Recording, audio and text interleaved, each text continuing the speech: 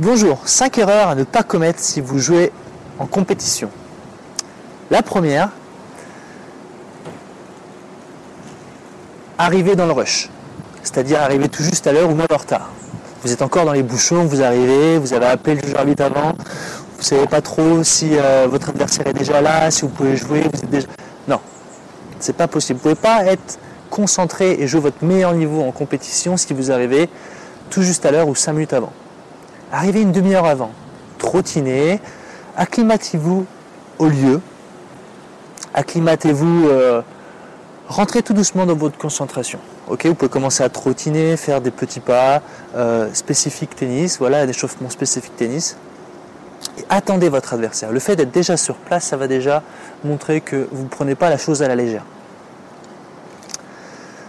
Deuxième point, ne sous-estimez pas votre adversaire. S'il est là, c'est qu'il y a une raison. Il a mérité sa place, ici, aujourd'hui.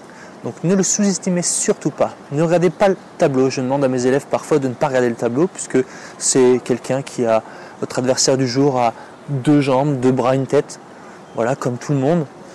C'est un homme, c'est un humain. Et voilà. Le matériel doit être également prêt et de manière optimale.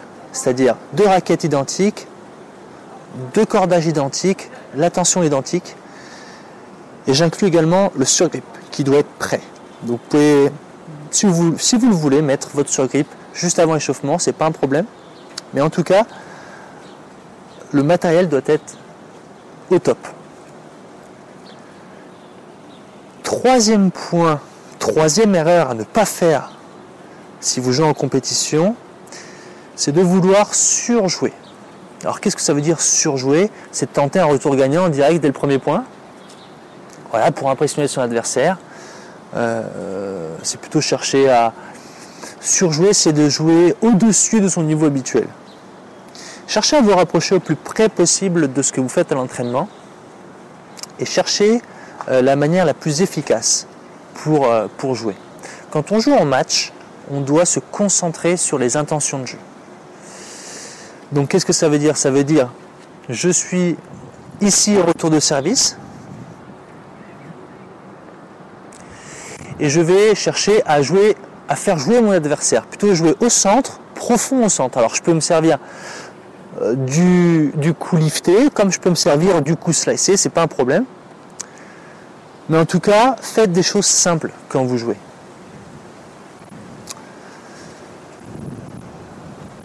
Cherchez à être patient, ça vous permet de prendre des informations sur votre adversaire. Déjà, vous avez pris des informations à l'échauffement, sur la technique de votre adversaire. Mais ça ne veut absolument rien dire, puisqu'on peut très bien être propre techniquement à l'échauffement et puis voir la technique se dégrader au fil du match, avec la tension. Donc, ok, j'ai pris des informations à l'échauffement et je vais plutôt aller chercher à être patient dans le début de mon match pour trouver mon rythme, pour chercher ma confiance du jour.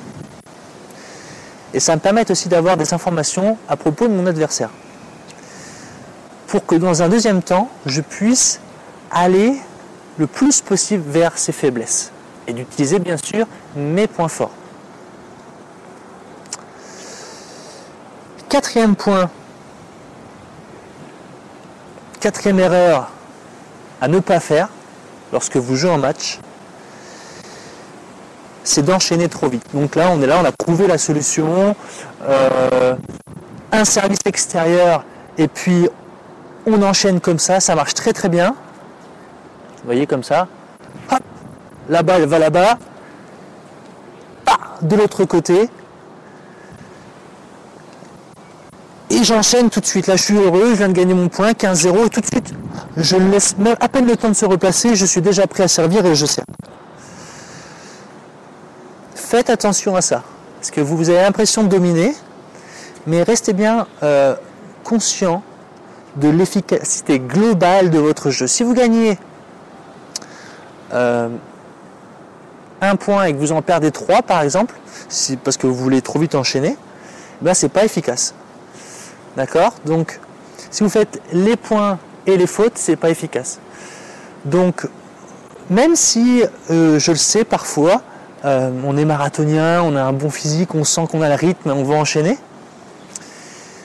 Sachez qu'au tennis, c'est vraiment l'alternance du temps lent et du temps rapide qui fera la différence.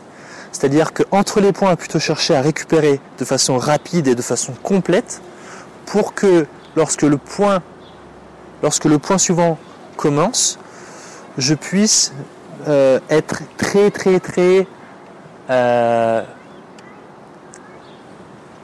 pas on peut dire rapide, mais en tout cas puissant.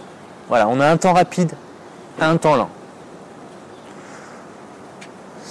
5e erreur à ne pas faire, et la dernière, vraiment pour globaliser, c'est de penser qu'on a presque gagné le match. Alors j'aime bien ce presque gagné,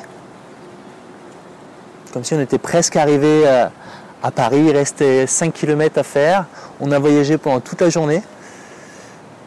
Eh bien non, c'est pas comme ça au tennis. Vous pouvez très bien mener le match, il n'y a pas de souci, vous êtes concentré dans votre jeu, et là vous n'êtes plus qu'à un jeu de finir, c'est vous qui servez. C'est vrai que le match était très accroché, il y a 5-4 pour vous, c'est à vous de servir. 6-4, 5-4 pour vous, à vous de servir. Et là vous vous dites, ah j'ai presque gagné. Eh bien, évitez ça. Restez concentré sur votre tactique qui gagnait. Vous voyez ces derniers kilomètres dont je vous parlais, par exemple, pour le marathonien qui vient de faire 39 km, il ne lui en reste plus que 3 à faire. Mais en fait, ces 3 km, c'est les 3 km les plus difficiles du marathon. Car le corps était très fatigué et croyez-moi, c'est les kilomètres les plus difficiles à faire.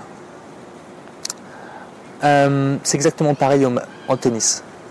C'est-à-dire que ces derniers points, ces derniers jeux, en fait, ça fait la différence entre un joueur moyen et un joueur bon. Cette facilité à gagner ces derniers jeux.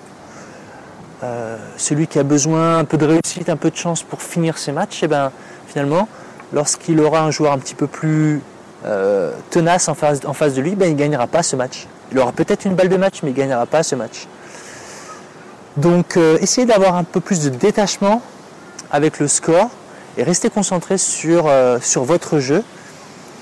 Voilà, soyez concentré sur le jeu et pas sur l'enjeu. Bon, allez, je vous laisse. Je vous dis à bientôt sur tennistechnique.fr.